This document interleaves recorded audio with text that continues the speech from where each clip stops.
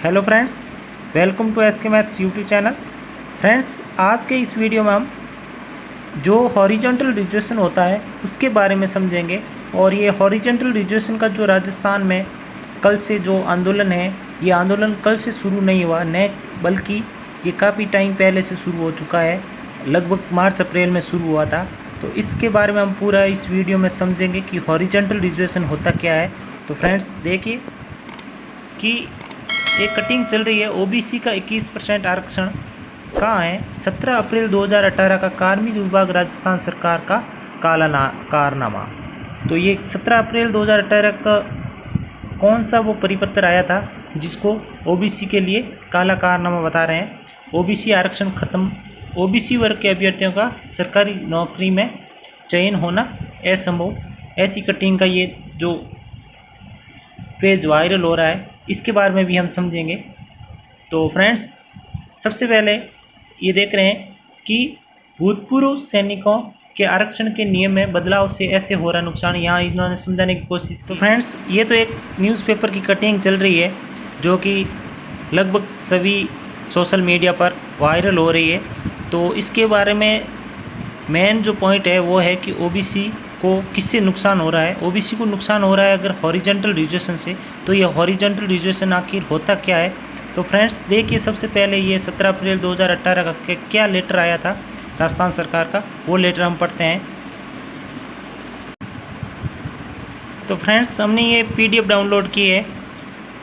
Government of Rajasthan, department of personal notification dated 17/4/2018, इसी letter की बात हो रही है फ्रेंड्स।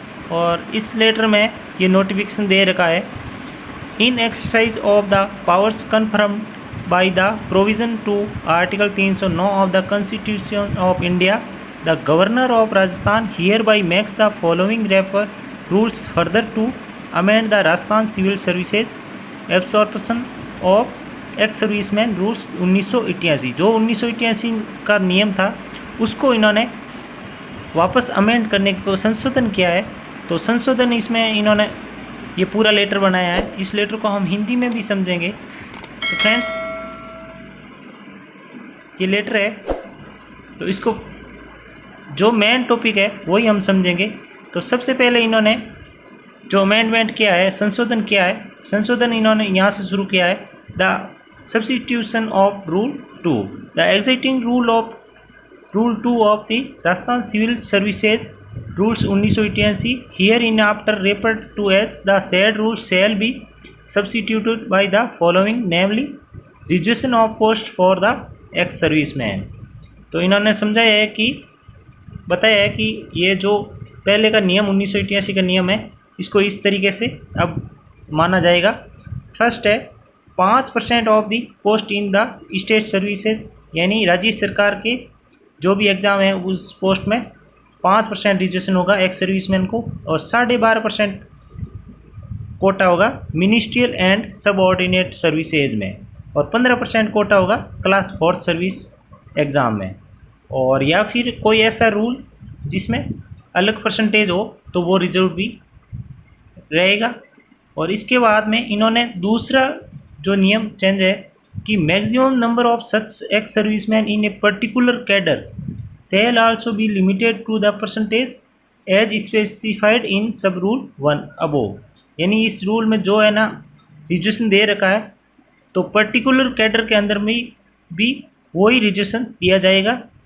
अब इसके बाद में इन्होंने चेंज किया है उस नियम में ये तीसरा जो नियम है वो सबसे महत्वपूर्ण चेंज है कि the reservation for ex serviceman shall be treated as horizontal reservation.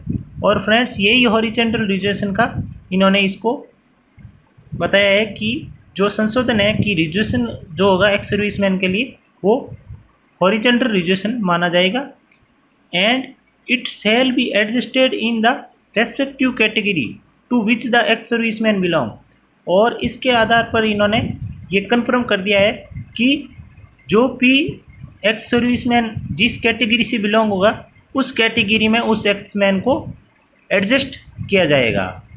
तो ये फ्रेंड्स हम आगे जब एग्जाम्पल लेंगे उसमें पूरी तरीके से समझेंगे कैसे एडजस्ट किया जाता है और इस नियम के आधार पर कैसे ओबीसी को ज़्यादा नुकसान होगा या किसी अन्य कैटेगरी को नुकसान होगा, तो ये भी हम देखेंगे।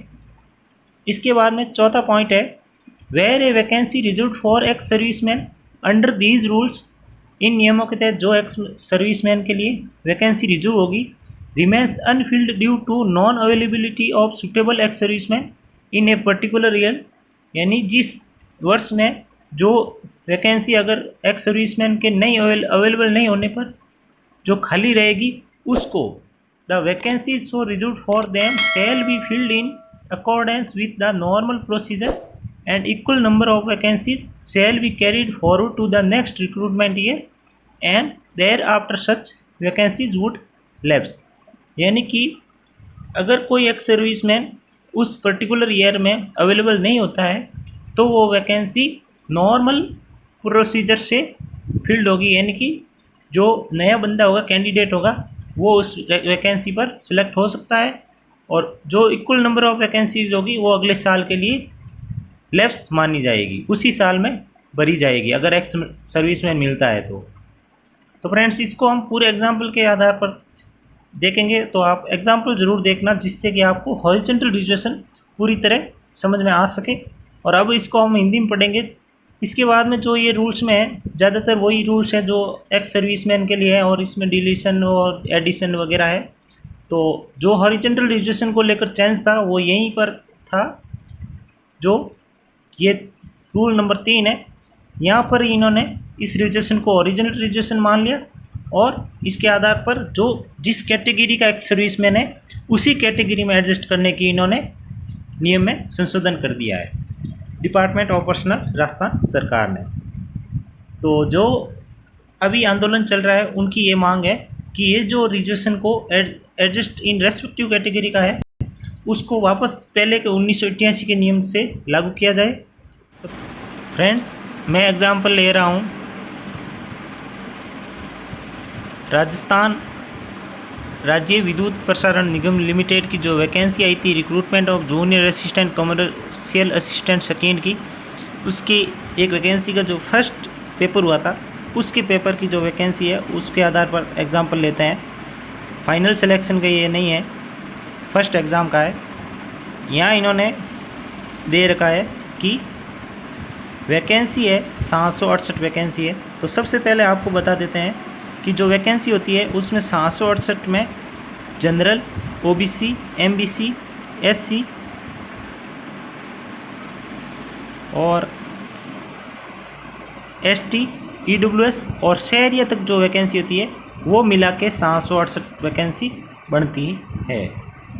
तो फ्रेंड्स अब 768 के बाद में इन्होंने यहाँ इधर दे रखा है कि हॉरिजॉन्टल रिजर्वेशन फॉर पीडब्ल्यूबीडी दिव्यांग के लिए और इन सर्विस कैंडिडेट ऑफ निगम और आउटस्टैंडिंग स्पोर्ट्स पर्सन और एक्स सर्विस मैन। तो यहाँ पर इन्होंने जो ये हॉरिजॉन्टल रिजर्वेशन होता है, ये एक हॉरिजॉन्टल रिजर्वेशन होता है कि कैंडिडेट किस कैटेगरी से संबंधित है, यानी कि अगर कैंडिडेट जनरल कैटेगरी से संबंधित है और उसका सिलेक्शन होता है तो वो जनरल की सीट पर सिलेक्ट होगा। ये जो 768 पोस्ट है ना उसमें से वो जनरल की सीट पर सिलेक्ट होगा और जिससे कि वो जो नया कैंडिडेट सेलेक्ट होगा वो एक कम हो जाएगा, पहले इनको लिया जाएगा और बाद में 25 सीटों पर बाकी कैंडिडेट को, नए कैंडिडेट को लिया जाएगा। तो फ्रेंड्स हम एक्स सर्विसमैन का जैसे कि जो अभी चल रहा है ज़्यादा, एक्स सर्विसमैन का जो कोटा है उसको वापस से ही करने का बोल रहे हैं, तो उसके बारे में हम देखेंगे।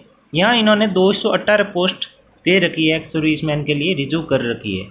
तो 218 पोस्ट के लिए जैसे 218 एक्स सर्विसमैन मिलेंगे हमें, इस वैकेंसी के आधार पर 218 एक्स सर्विसमैन अगर सिलेक्ट होते हैं और उसमें से मान लेते हैं कि ओबीसी के हैं एक्स सर्विसमैन, तो इसमें जो वैकेंसी है वो तो 768 ही है। अब जो ये 218 ज़्यादा लेने हैं वो किस आधार पर लेंगे, तो इनमें से कम होंगे तभी तो इनको लिया जाएगा। तो जो ओबीसी नहीं सॉरी जनरल की जो 204 पोस्ट है जो मेल के लिए ओसी, उसमें से 100 कैंडिडेट पहले एक्स सर्विसमैन से लिए जाएंगे। एक्स सर्विसमैन से लेने का मतलब हॉरिजॉन्टल रिजर्वेशन यही होता है, पहले जो हॉरिजॉन्टल रिजर्वेशन में जो रिजर्व्ड है उनको लिया जाएगा, उसके बाद में अगर सीट बच रही है तो नए कैंडिडेट को लिया जाएगा। तो 100 कैंडिडेट जनरल के हो जाएंगे और अगर इस आउटस्टैंडिंग स्पोर्ट्स पर्सन वगैरह दिव्यांग वगैरह नहीं मिलते हैं तो बाकी 104 बंदे नए सिलेक्ट होंगे जनरल से। इसी तरह अब ओबीसी के जैसे हमने माना है 100 कैंडिडेट ओबीसी के मिले जो एक्स सर्विसमैन थे, तो उनको ओबीसी की कैटेगरी में लिया जाएगा, न कि उनके ज़्यादा नंबर होते हुए भी जनरल में लिया जाएगा।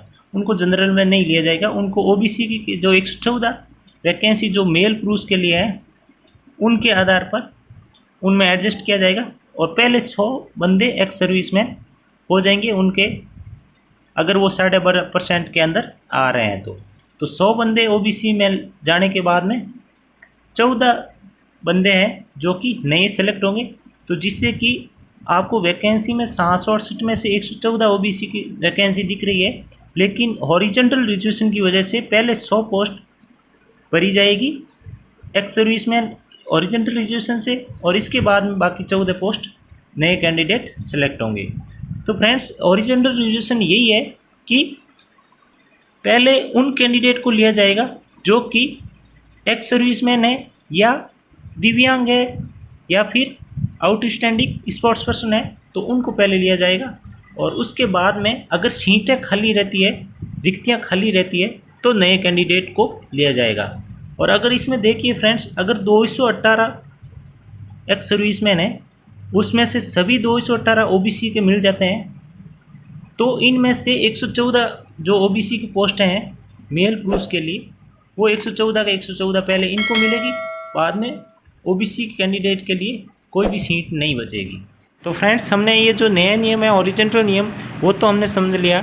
अब अगर पुराना नियम लागू होता है 1988 का जो एक्स सर्विसमैन के लेकर है, तो अगर 114 पोस्ट है ओबीसी की, तो ओबीसी की 114 पोस्ट है तो उनका 12.5% होगा, लगभग 14 कैंडिडेट मान सकते हैं हम। तो 14 कैंडिडेट यानी 14 एक्स सर्विसमैन ओबीसी से सेलेक्ट हो सकते हैं 12.5% के हिसाब से। बाकी जो 100 कैंडिडेट होंगे वो नए कैंडिडेट सेलेक्ट होंगे। लेकिन जो नया नियम है वो नियम ये है कि अगर ओबीसी के जो 100 एक्स सर्विसमैन मिल गए हैं, टॉप 100 एक्स सर्विसमैन मिले हैं ओबीसी के मिले हैं, तो पहले 100 कैंडिडेट ओबीसी में से एक्स सर्विसमैन के होंगे, बाकी 14 बचेंगे वो नए होंगे। अगर 114 पूरे मिल गए तो 114 के 114 एक्स सर्विसमैन सेलेक्ट होंगे और नए कैंडिडेट 0 सेलेक्ट होंगे।